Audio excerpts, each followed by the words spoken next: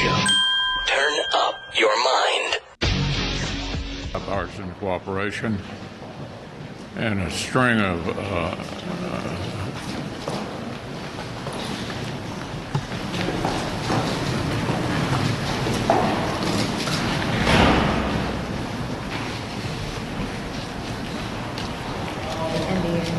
Somebody? Anybody? Oh, hello. Oh, my God. I think what we just saw there was Mitch McConnell having a stroke on live TV. That just happened. We just had testimony about UFOs and that they exist, or they at least pilots think they've seen them since about 2004.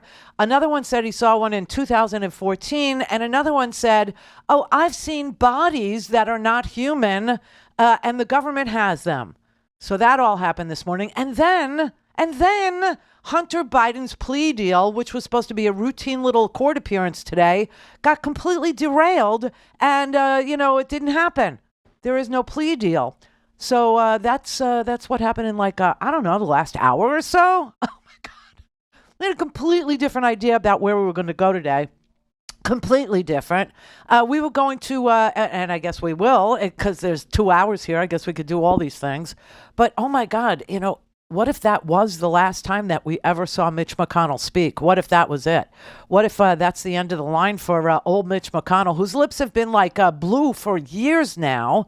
For years, and everybody's worrying that, Joe Biden is going to keel.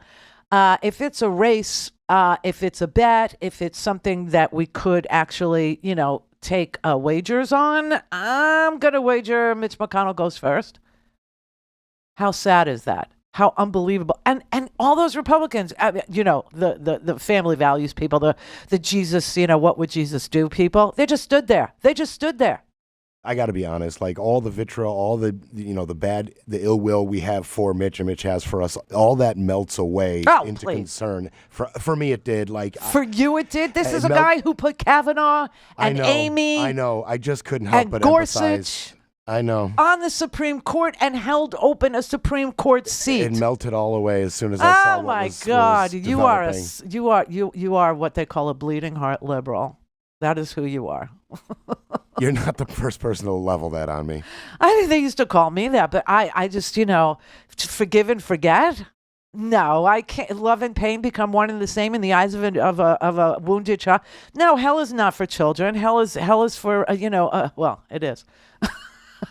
I honestly, that was just so strange to watch all his Republican friends just stand there and do absolutely nothing. I know that's what's going to happen to me. I know it.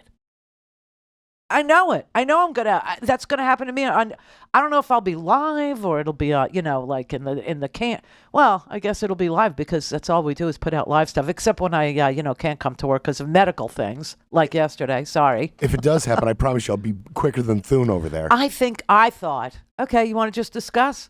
I thought it did happen to me the other day. And I did. I thought it did. We cut it out of the rerun, okay? We cut it out of the show. But for those that were watching, I don't know if you ever picked up on the fact that I was sitting here talking about some damn thing, can't even remember what, and then all of a sudden stopped talking just like he did. And then I put the microphone down and I just stared at the camera. And I thought I had a stroke. And I've been going for tests this whole entire past 2 weeks to see if I had a stroke, to see if my brain was hemorrhaging, to see if I had an ischemic infarction. Yeah. So, and no, I didn't, but oh my God, it's crazy scary when you and even knowing what I know about how suddenly and about how, it could creep up on you, and no matter how much I understand that it's probably going to happen to me and I'll probably be on live TV just like he was, I don't feel bad for him. I just thought I would explain that to you. Just because, it's possible for me, okay, doesn't mean that, I forgive him for packing the Supreme Court with lunatic fringe people who have taken away the right of girls and women in this country to be sovereign over their own bodies. No, I will not forgive him. And this culture warrior, this culture attack that's going on in this country, not just against women, not just against children, but you know what? They're terrified. They're terrified that education is the way that free minds can orient themselves and think their way out of paper bags.